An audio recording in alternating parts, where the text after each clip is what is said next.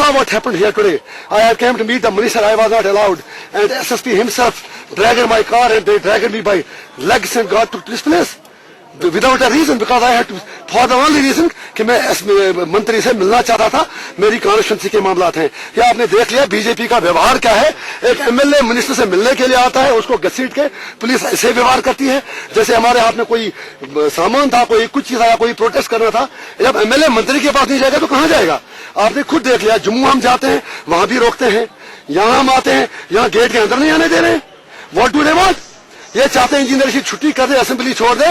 वो मैं छोड़ने वाला नहीं हूं। मैं वहां लगा रहा हूं जब तक इन 87 गद्दारों और दिल्ली के एजेंटों की छुट्टी नहीं करूंगा, तब तक मैं यहीं हूं। आपने खुद देख लिया किस तरह मुझे घसीट के ले आए, मेरी गाड़ी को कैसे घसीट के ले आए। इससे ज्यादा शर्मिंदगी की बात कोई नहीं हो सकती। आपने सारा व्यवहार देखा बाहर, वहां से यहां तक पूरा घसीट के लाए, टांगों को पकड़ के लाए, और एसएसपी कह रहा था गालियां निकाल के ले जाओ साले को अंदर, या उस रोड पर मत बैठे। तो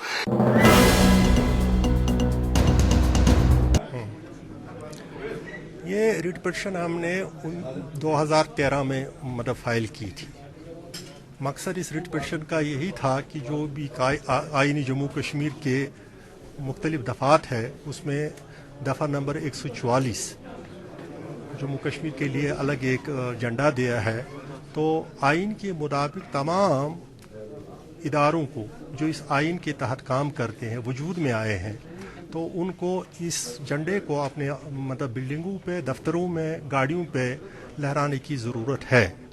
तो हमने ये देखा था कि कई बिल्डिंग सेक्रेटरीट वगैरह में तो होता ही था, बाकी कई दफ्तरों में जैसे गवर्नर हाउस पे है, जैसे गवर्नर साहब की गाड़ी पे नहीं होता था, हाई कोर्ट बिल्डिंग पे नहीं है ये फ्लैग, हाई कोर्ट जजेस की गाड़ियों पे नहीं है।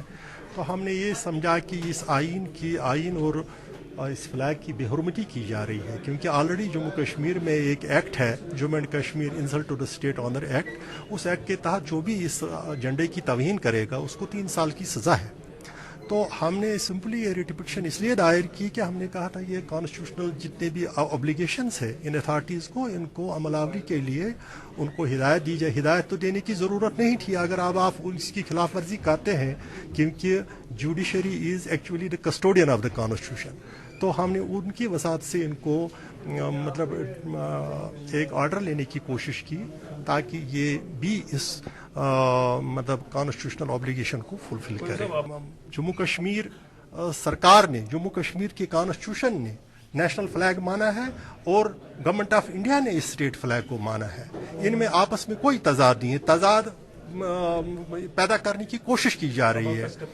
अब मेरा स्टेप यही होगा कि हम ये लड़ाई लड़ेंगे। डीबी में इसका मतलब अपील हो चुका है, उन्होंने स्टे की है। मैंने अभी वो जजमेंट पढ़ी नहीं, अखबार में पढ़ी। वो बड़े फ्लिम्जी ग्राउंड्स पे मतलब वो स्टे मिला है। Stay means it is in suspension. उन्होंने उसको मतलब कलदम नहीं किया है। हम इसको कंटेस्ट करेंगे और कंटेस्ट करके मतलब इंशाल्लाह हमें पूरा यकीन है ये जज साहिबान जो है हाई कोर्ट के, ये इसी आइन के तहत काम करते हैं। इन्होंने इसी आइन का हलफ लिया है। उनको इस आइन के अंदर एक एक हरफ जो लिखा हुआ है उसकी अफादियत, उसकी इम्पोर्टेंस वो बखूबी जानते हैं।